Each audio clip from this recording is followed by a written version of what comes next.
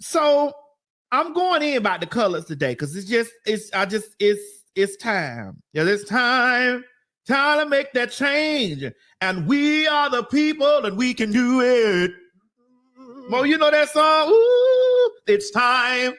Oh, time to make that change. And we are the people and we can do it.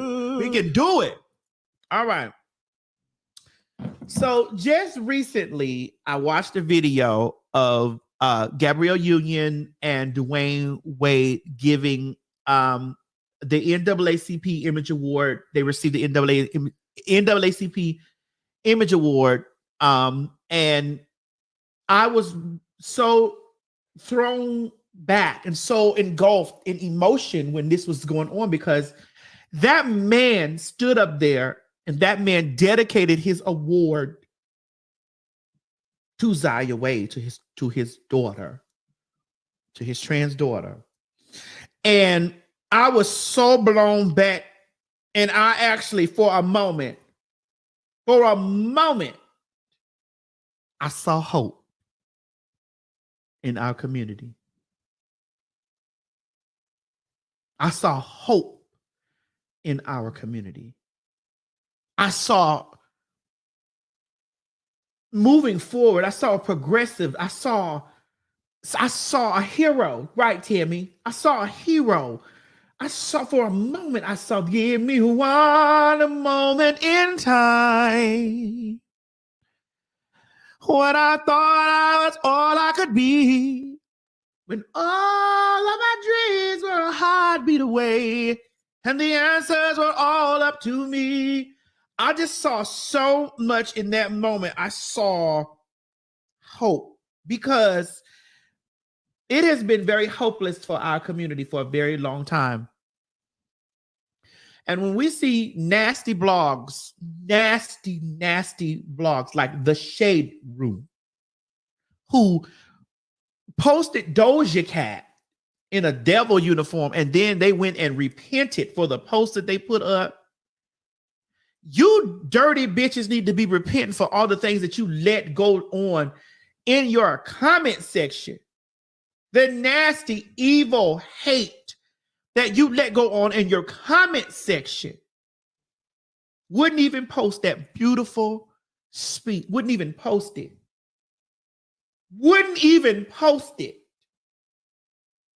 That beautiful speech that man and his wife made. Give me 1 second, honey, because I'm about to go. I don't know. I might get in trouble for playing it, but I need to play it because y'all don't know, man. Like if this is not something that you have experience in, like you don't understand it. And it's crazy that we as Black people can fight and want everything. You want, man, I say this shit all the time. You want equality for everything Black except your own Black fags and gays. And it's so sad. It's so fucking sad. Let me play this. I'm going to play it, Mom. I'm going to go on her page or Dwayne's page. And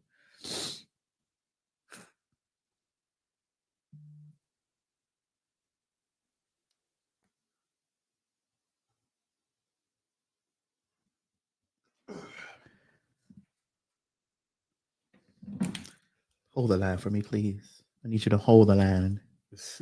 Hold your legs up, oh. For that ovation. We don't stand up here alone.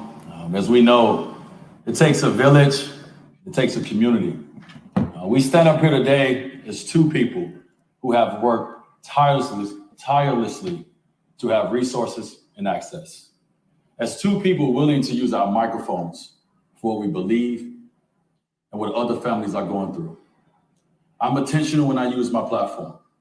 I recognize what I've been given, and it is my job to uplift the voices of others and share my access and resources. I want to take this moment to publicly speak to our daughter, Zaya. Daughter! Zaya, as your father, all I've wanted to do was get it right. I've sat back and watched how gracefully you've taken on the public scrutiny. And even though it's not easy, I watched you walk out of that house every morning as yourself. I admire how you've handled the ignorance in our world. I admire that you face every day. To say that your village is proud of you is an understatement. Thank you for showing me that there's more than just one way to communicate effectively. You taught me that communication with my mouth isn't enough. I have to also communicate with my 2 ears and my 2 eyes. As your father, my job isn't to create a version of myself or direct your future. My role is to be a facilitator to your hopes, your wishes, your dreams.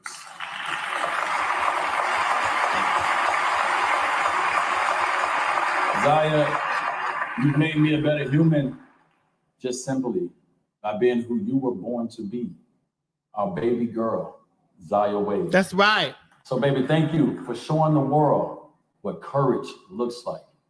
I'm proud that I was chosen to stand in place as your father. And thank you so much to the NAACP for this incredible honor.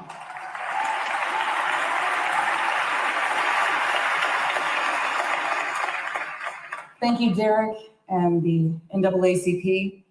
It's humbling to stand here surrounded by friends and heroes, OGs and icons, all working to advance the lives of Black people and pay respect to an organization that has led us through over a century of relentless challenge, pain, triumph, and change, and now stands with us again at the foot of a very new era of activism. A new era that demands our collective answer to one simple question. Will we fight for some, or will we fight for all of our people? That's the question. That is the question. Let's just name a couple hard truths. Come on. First, the intersection of Black rights and the rights of the LGBTQIA, trans, and gender nonconforming people continues to be rough. It's a huge understatement. Even as we demand equality at the top of our lungs, we consistently fail to extend our advocacy to protect some of our most vulnerable among us. Yes. Yes. Yes. And second, Black trans people are being targeted, terrorized, and hunted in this country. Every day. Every day. Everywhere. Everywhere. And there's rarely a whisper about it. We honestly don't approach this work as activists or leaders as much as we do this as parents. Parents who love our children and will do whatever the hell we can to keep them seen and secure and safe. This is a conversation worth having in ways that can actually build bridges, right? That don't fan the flames of hatred or division. They don't enable lawmakers or justice systems to look the other way when Black trans people are under attack.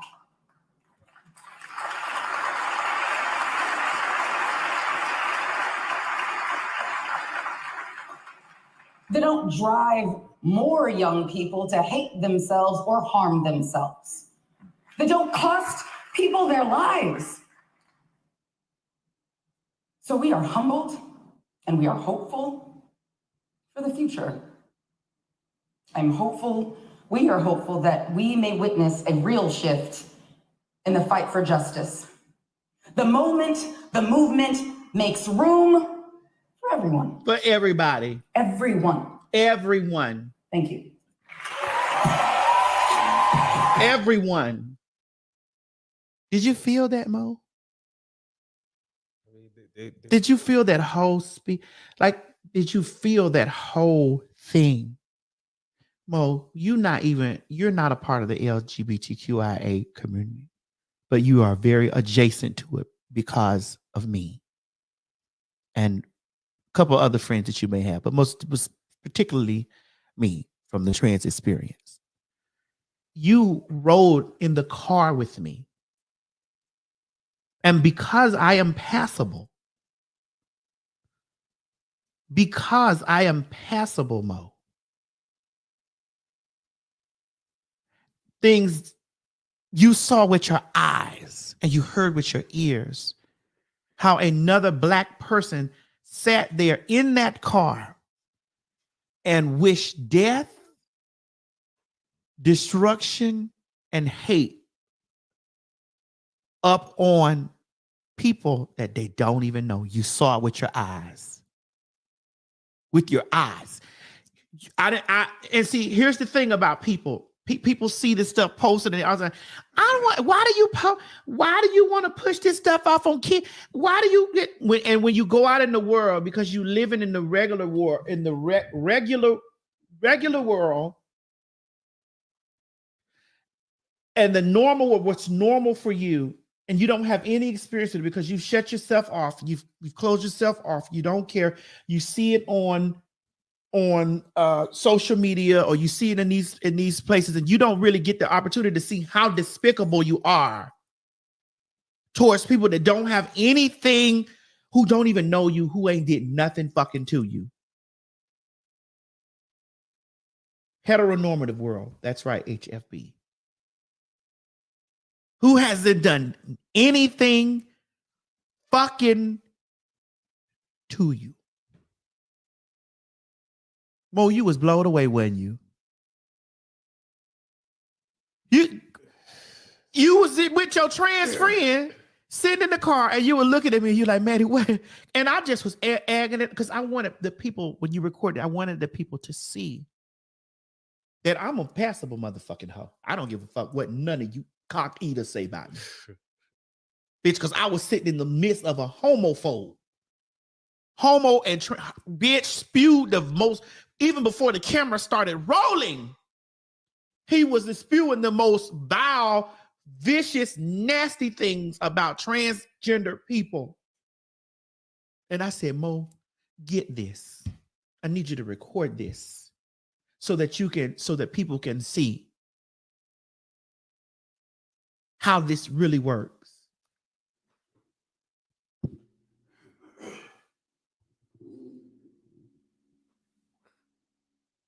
And it gave me so much pleasure for that man to get out that car and wrap his arms around my neck and hug me and tell me, God bless me. God bless you, baby. Have such a safe flight. God bless you.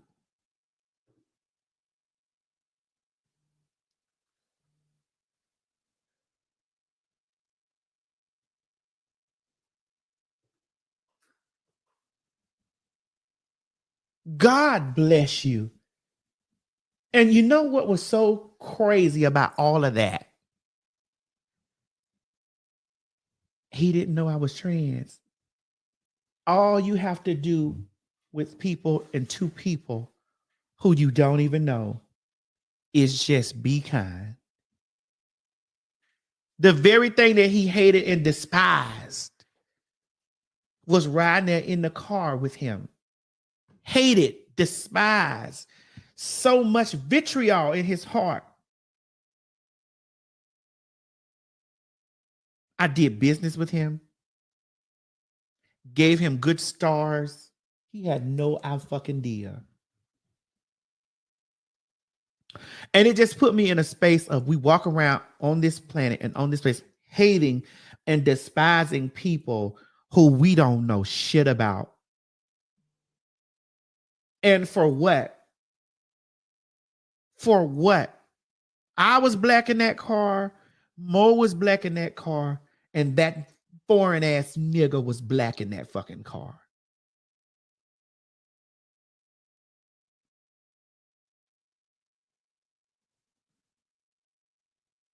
We was all black people. At the end of the day, when it comes to line us up and gun us down for what we is, bitch, that we was all gonna get it. Me, Mo, and him.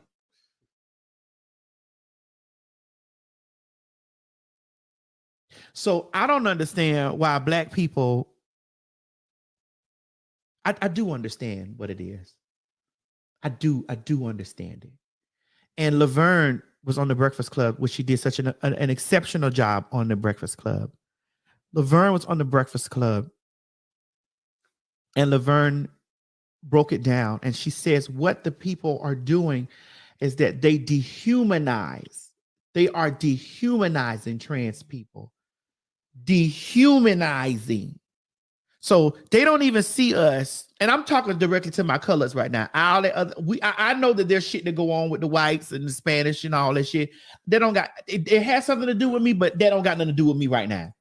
I'm talking to my color people, to my color folk right now, who should understand the whip, who should understand the chain, who should understand that, the oppression, who should understand that.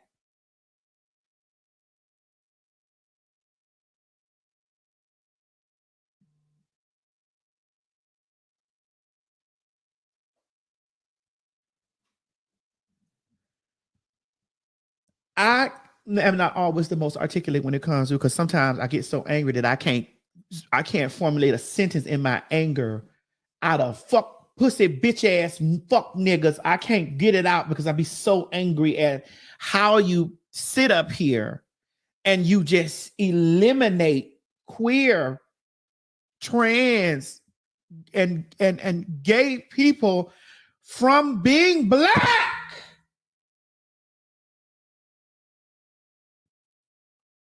It was imperative that they did that at the NAACP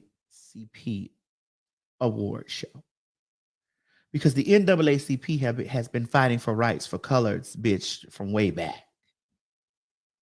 So I understood them doing that, doing exactly what they did there in the room with black stars, black entertainers, black people with power who never speak up, who never speak up, who never speak up, who never speak out when it comes down to shit about us. Not saying that all don't, but the majority do not. Because they always find it somewhere moral. They find some type of moral space in something if something ill happens to us. They try to find, they turn their moral compass on to the nastiness, the evilness that happens to us. They find it somewhere. They always find a loophole in to justify when some foul shit happens, or we're hurt, killed, or if there's a law passed against us. They find some kind of place.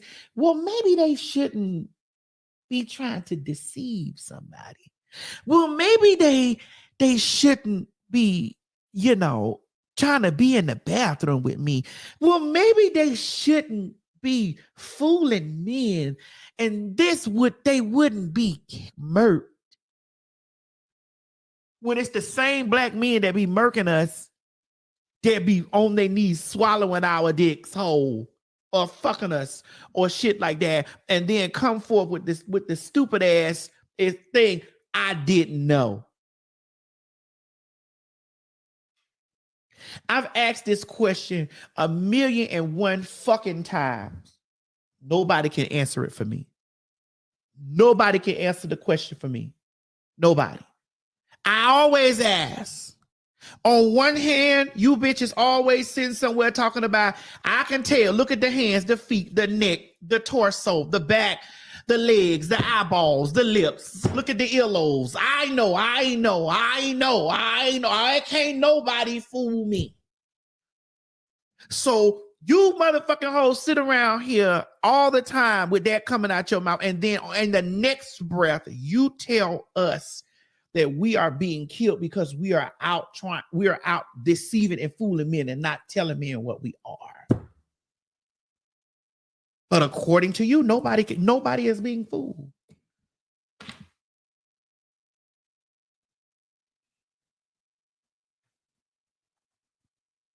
Because according to you, how y'all fool us? I know I could tell. I always can tell.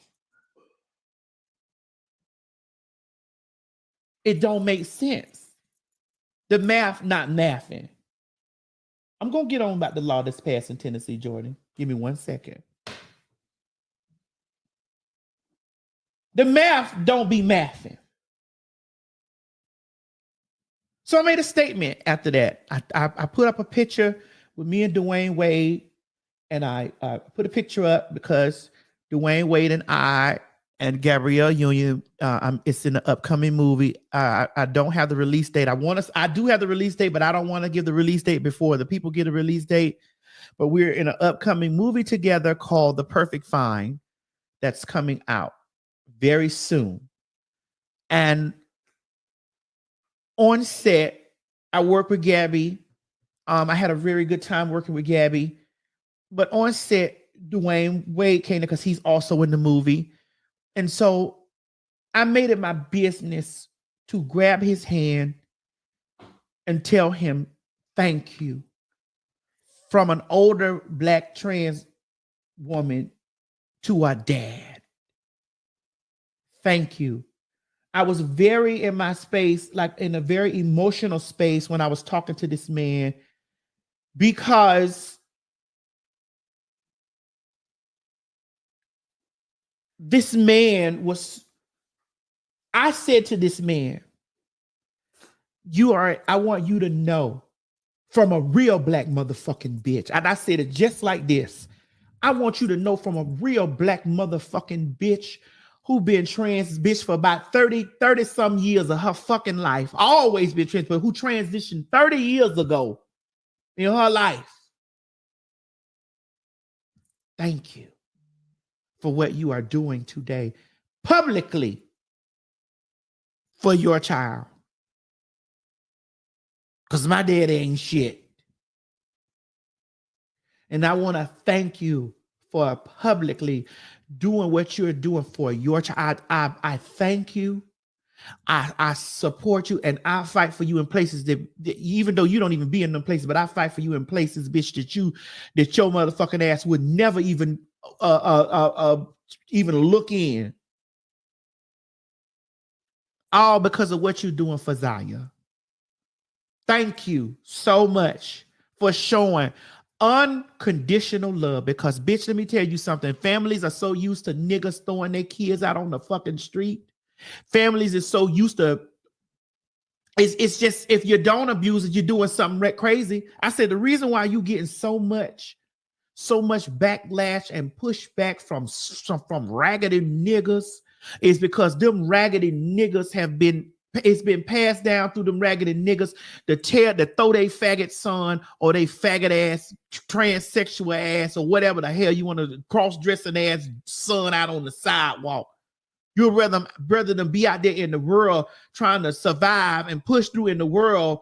You get what I'm saying? You'd rather them be out there struggling in the fucking world than you show them an ounce of love and compassion. I told him, thank you, sir. Thank you.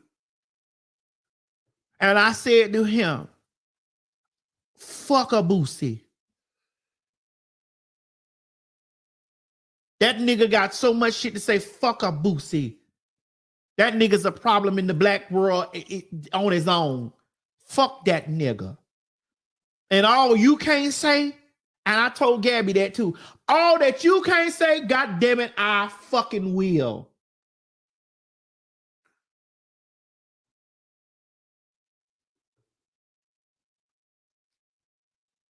Because bitch, I ain't above it.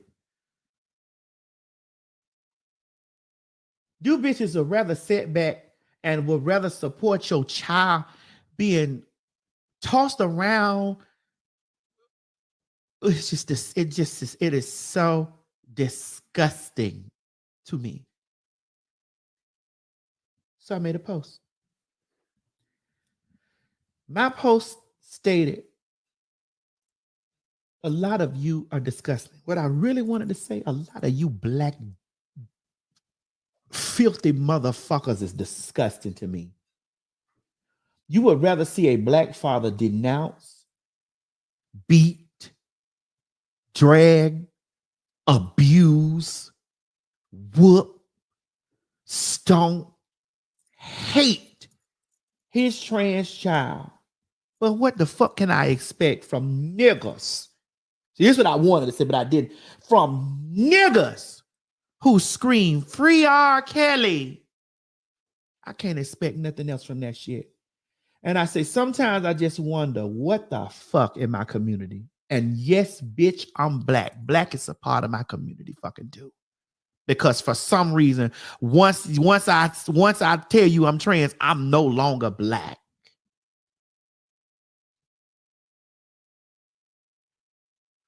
Y'all heard it the other damn day.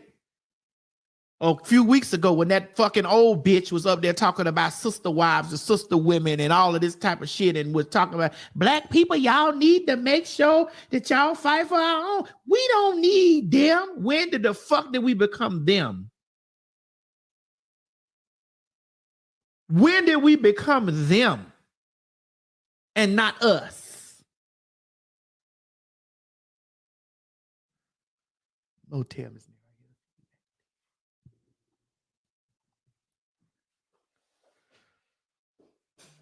When did we become them and not us? I don't understand it. It baffles and confuses me that we are no longer black.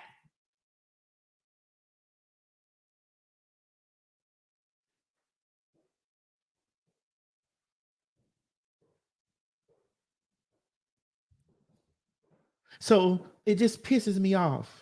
And then I had so many people come through and talk about, oh my God, the children, what you gotta understand is, it's just Zaya just making this whole decision, and there ain't no way that no child gonna have. Y'all even sat down and listened to Zaya speak? Have you not taken a moment? See, that's the problem with you motherfucking people. You put a child out here in the world and you tell a child what they got to do because this what you want to do. You don't act like that you ain't influencing your kid.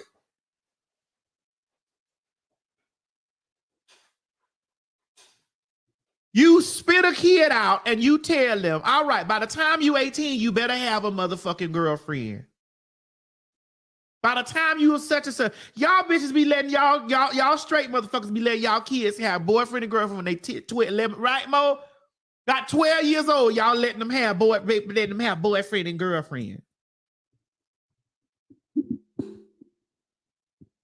They been boyfriend and girlfriend since they was in school, since they was in little school. Huh? Yeah. But you don't see nothing wrong with that.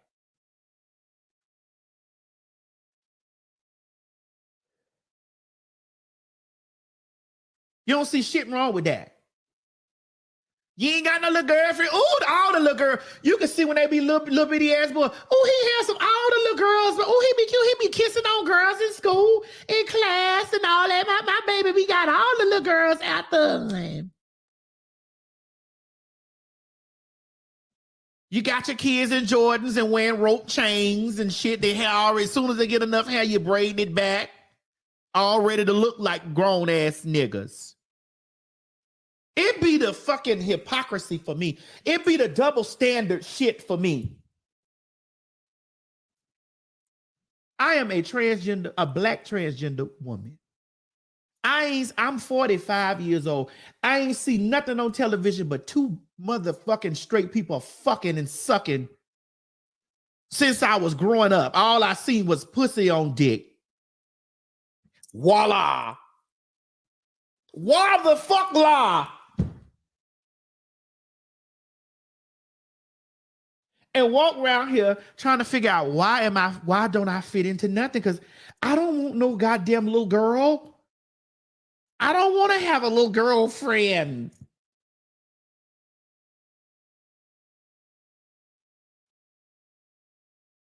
I don't want to have no little girlfriend. Why do I got to already be looking at some woman, bitch, at 14?